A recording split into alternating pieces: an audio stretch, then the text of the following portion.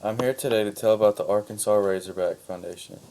The reason that supporting this foundation is so important is because they can help kids who can't afford college get scholarships, they can afford the best athletic equipment, and so they can finish building all the new facilities that are being drawn up right now.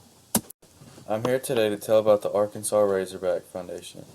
The reason that supporting this foundation is so important is because they can help kids who can't afford college get scholarships, they can afford the best athletic equipment, and so they can finish building all the new facilities that are being drawn up right now.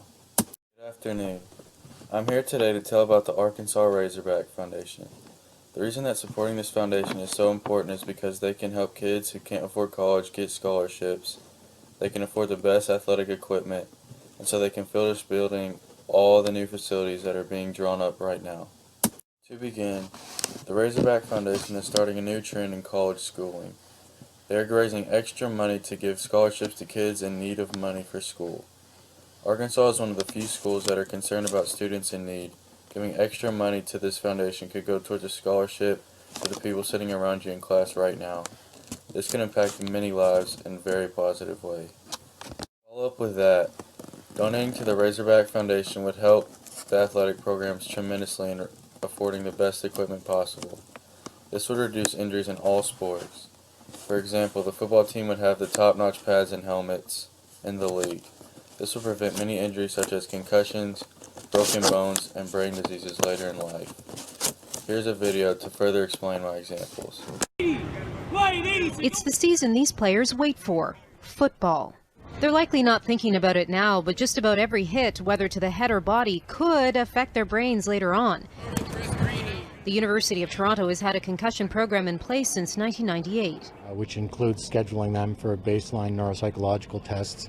And when they have that introductory meeting, they have some explanation of what concussions are, what the symptoms might be. How a concussion affects a player depends on something scientists have called resilience. We don't really understand why one person may have persisting effects of even a single concussion, and another person may have no effects after many concussions. For pro players, the hits and the damage can add up. A new study tracked 3,500 former NFL players and found those whose positions involved speed, like quarterbacks, driving backs, and wide receivers, were more likely to end up with concussions. In the speed positions, the athletes had the opportunity to build up momentum before the impact. And so we would assume that the resulting forces on the brain were more significant. The players whose positions involve speed were also 3 times more likely to die from a neurodegenerative disease than other players, like offensive or defensive linemen. With evidence mounting, 3,000 players or family members are suing the NFL, alleging the league knew the equipment they provided wasn't sufficient. Even with awareness mounting about the concussion dangers at all levels of sport, many are still afraid to admit they've been hurt.